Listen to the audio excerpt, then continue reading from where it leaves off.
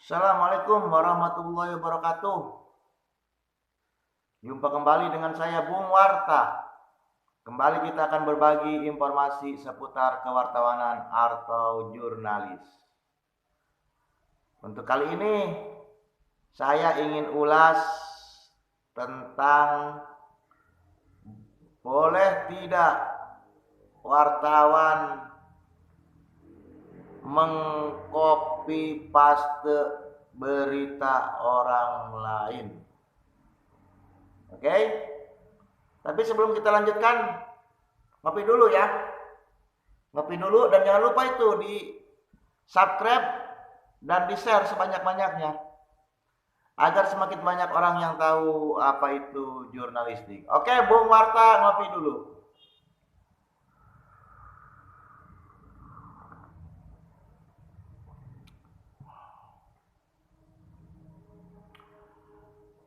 Boleh tidak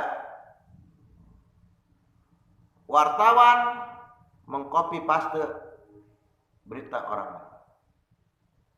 Di sini saya katakan bahwa sebuah pelanggaran etik yang berat ketika ada wartawan yang mengaku-ngaku sebuah karya jurnalis itu adalah miliknya, padahal itu bukan miliknya.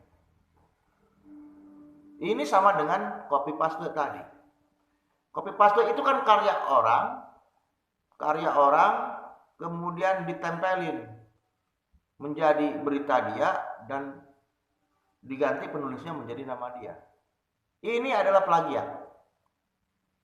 Ini adalah plagiat. Yang boleh itu kalau di dalam dunia jurnalis itu adalah mengutip. Itu mengutip. Misalkan begini, kita bikin berita di daerah. Bikin berita di daerah. Karena berita di daerah itu ada relevansinya dengan statement dari menteri di tingkat pusat, sedangkan kita tidak bisa menghubungi menteri tersebut. Sementara ketika kita melihat di sebuah media ada statement menteri tersebut dalam waktu yang bersamaan atau dalam waktu dekat yang tidak terjauh waktunya, berkomentar seputar apa yang akan kita beritakan itu, maka kita bisa mengutip dari media tersebut.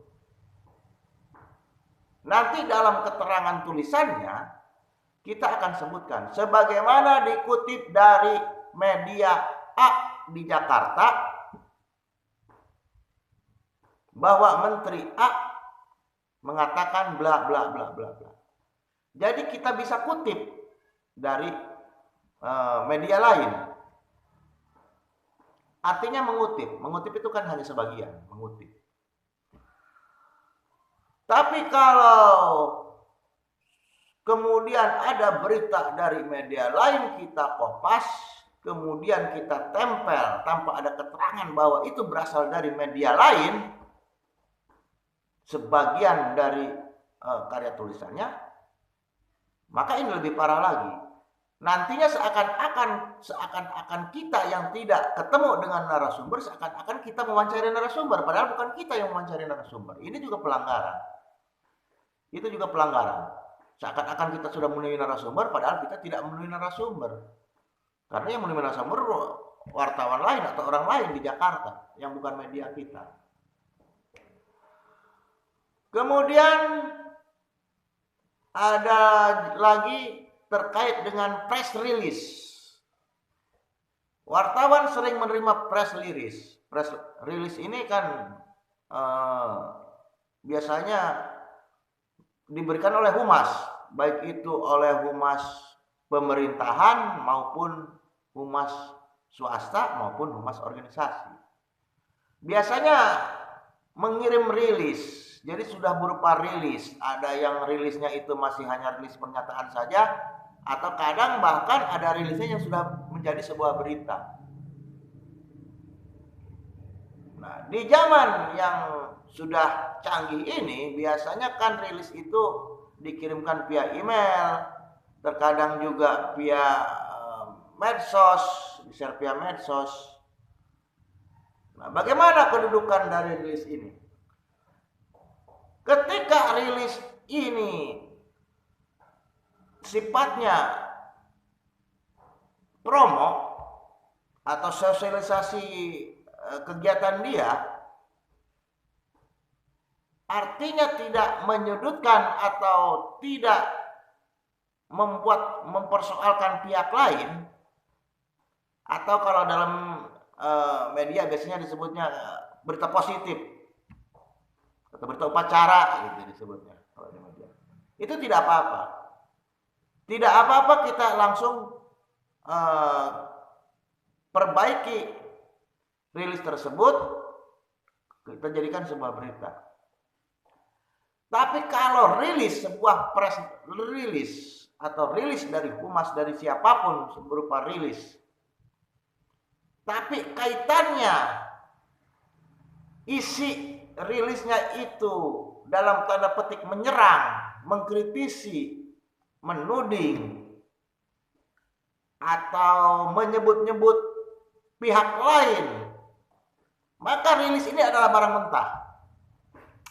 Kenapa barang mentah? Rilis ini kedudukannya adalah sama dengan komentar satu pihak. Artinya masih dibutuhkan komentar dari pihak-pihak lainnya yang disebutkan dalam rilis itu atau berkepentingan atau dituding dalam rilis itu. Ini harus dicari. Walaupun itu ada press rilis. Nggak bisa itu mengatakan bahwa loh ini kan kita beritanya kan ada press rilisnya. Iya betul ada press rilisnya, tapi press rilis itu statusnya adalah berasal dari satu narasumber. Artinya kita harus tetap mengejar narasumber yang disebutkan dalam rilis itu. Baru itu namanya cover both side. Demikian tadi terkait dengan pertama, boleh tidak wartawan menjiplak. Plagiat sangat tidak boleh, yang namanya plagiat. Yang boleh itu kalau dalam media adalah mengutip. Mengutip itu boleh adalah sebagian dari tulisan media lain atau tulisan orang lain, atau ada pendapat di buku, mengutip. Kalau mengutip itu boleh karena sumber asalnya atau sumber di mana itu pertama tulisannya itu muncul disebutkan di situ. Artinya sumber asal di mana narasumber itu pernah berstatement itu kita sebutkan, itu mengutip. Atau ada juga yang menyebutnya melangsir, sebagaimana dilansir dari media A. Kalau plagiatnya jelas tidak boleh. Oke. Kemudian selain plagiat, kemudian tadi juga sudah saya sampaikan tentang kedudukan press release. Press release selagi memang tidak menuding, tidak mengkritisi, tidak menyebutkan pihak-pihak lain, maka press release itu bisa untuk ditayangkan. Karena kalau tidak menyebut-nyebut pihak lain itu tidak ada yang akan berpotensi untuk dirugikan, maka tidak cover both side pun masih bisa dilakukan. Tapi kalau sudah ada potensi merugikan pihak lain, ada potensi pihak lain yang tersinggung, ada potensi pihak lain yang dikritisi, maka cover both side harus ditempuh. Artinya konfirmasi kepada pihak-pihak yang akan berpotensi dirugikan, berpotensi untuk dituding, berpotensi untuk ketersinggungan, itu harus dikejar. Oke, sambil ngopi dulu.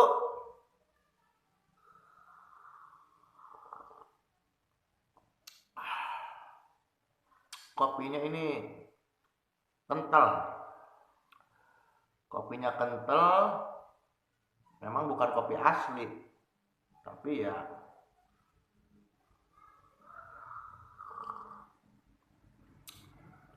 lumayan. Oh, Cap Jago.